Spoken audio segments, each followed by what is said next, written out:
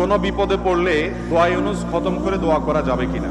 ভাই, দোয়া ইউনুস এটা যে কোনো বিপদে পড়াটা হাদিস এবং কোরআন উভয়টি দ্বারা প্রমাণিত।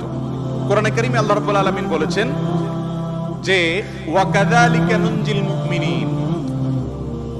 ইউনুস আলাইহিস সালাম বিপদে পড়ার পর তিনি যে দোয়া করেছেন, লা ইলাহা ইল্লা আনতা সুবহানাক ইন্নী কুনতু মিনাজ জালিমিন, এই বাক্যগুলো পড়ার পর এগুলো বলে বলে আল্লাহর কাছে তিনি দোয়া করেছেন, আল্লাহ তাআলা তার বিপদ উদ্ধার করেছেন। বিপদে পড়ার পর তিনি যেরকম উদ্ধার হয়েছেন এগুলো পড়ে আল্লাহ তাআলা কোরআনে এই দোয়ার উল্লেখ করে, এই বাক্যগুলোর উল্লেখ করে এরপরে বলেছেন ওয়া কাযালিকা নুনজিল মুমিনিন, একই ভাবে তাকে যেরকম এই বাক্যগুলো, এই জিকিরগুলোর মাধ্যমে আমি রক্ষা করেছি, হেফাজত করেছি ওই বিপদ থেকে, মাছের পেট থেকে, একই ভাবে আমি মুমিনদেরকেও রক্ষা করব। নবী করিম সাল্লাল্লাহু আলাইহি সাল্লাম বলেছেন যে ইউনুস ইবনে মাত্তা তিনি যে এই বাক্যগুলো দিয়ে আল্লাহর কাছে বিপদ থেকে উদ্ধারের পথ খুঁজে পেয়েছেন, সেগুলো তোমরা পড়বে তোমাদের বিপদে আপদে। এজন্য বিপদ আপদ, বিশেষ করে কঠিন বিপদে আপনি যদি পড়ে যান তাহলে মুক্তি লাভের জন্য দোয়া ইউনুস বেশি বেশি পড়বেন। এর পাশাপাশি আরো দুটি আমলের কথা বলতে পারে, যেটা আমার জীবনে বহুবার আমল করে দেখেছি, আমি হাতে হাতে পেয়েছি আলহামদুলিল্লাহ। এক নম্বর হলো দোয়া ইউনুস, আরেকটা হলো ইস্তেগফার।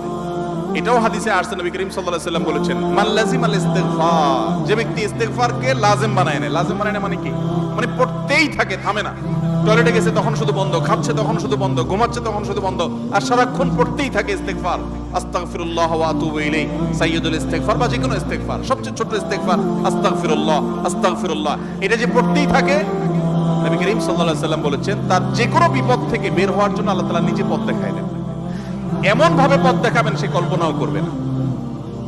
এবং জীবনে বহুবার আমি আমলটা করে দেখেছি, কঠিন কঠিন বিপদে আল্লাহ তাআলা কিভাবে উদ্ধার করেছেন আমি নিজে অবাক হয়ে গেছি, সারপ্রাইজড হয়ে গেছি।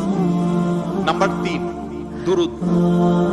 দুরুদের ক্ষেত্রে হাদিসে একই কথা বলা আছে, যে ব্যক্তি দুরুদ বেশি বেশি পড়বে ওই ব্যক্তির সমস্ত পেরেশানি থেকে মুক্ত হওয়ার জন্য এই দুরুদ যথেষ্ট হয়ে যায়। তাহলে 3টা আমলের কথা বললাম, দোয়া ইউনুস, লা ইলাহা ইল্লা আনতা সুবহানাকা ইন্নী কুনতু মিনাজ জালিমিন, আরেকটা হলো ইস্তেগফার বেশি বেশি, আরেকটা হলো দুরুদ।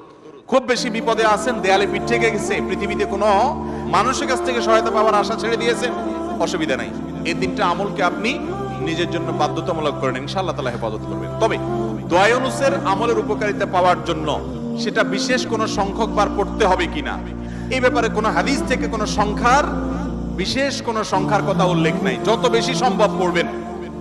দুনিয়াবি কোনো বিষয় হাসিলের জন্য অভিজ্ঞতার আলোকে, রুকিয়া হিসাবে, ঝাড়ফুঁক হিসাবে, বা দুনিয়ার কোনো কাজে আল্লাহর কাছে প্রার্থনার অংশ হিসাবে তাজরিবা দ্বারা অনেক আমল, যেমন ঝাড়ফুঁকের মধ্যে যেরকম, রুকিয়ার মধ্যে যেরকম বিভিন্ন আমল, আয়াত, হাদিস সংখ্যা ঠিক করে আপনার উলামায়ে কেরাম করে করে সেটা তাজরিবা পেয়েছেন, ওই আলোকে করা যায়, সেভাবে করা যেতে পারে।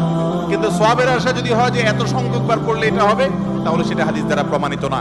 আর মৃত ব্যক্তির জন্য যদি হয় তাহলে তো সেক্ষেত্রে আরো এটাকে সংখ্যা ঠিক করে করার কোনো গ্রহণযোগ্যতা নাই। কারণ সংখ্যা যদি হাদিস এবং কোরআনে উল্লেখ না থাকে, আমরা কেউ সংখ্যা বসায় দেওয়ার অধিকার আমাদের নাই।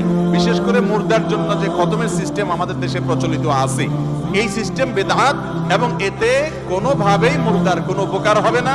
যেই বেচারা পড়াবে তার আমসালা দুইটাই যাবে। কয়দিন আগে দারুল দেওবন থেকে ফতোয়া বের হয়েছে বিষয়, বিশেষ করে কোরআনে কারীমের খতম করানো হয়েছে সে বিষয়ে। তো এই জন্য মুর্দার জন্য দোয়া করে বা তার জন্য খতমের অ্যারেঞ্জ করে মুর্দার কোনো উপকারে, বিশেষ করে টাকা দিয়ে, টাকা নিয়ে যদি আপনি করেন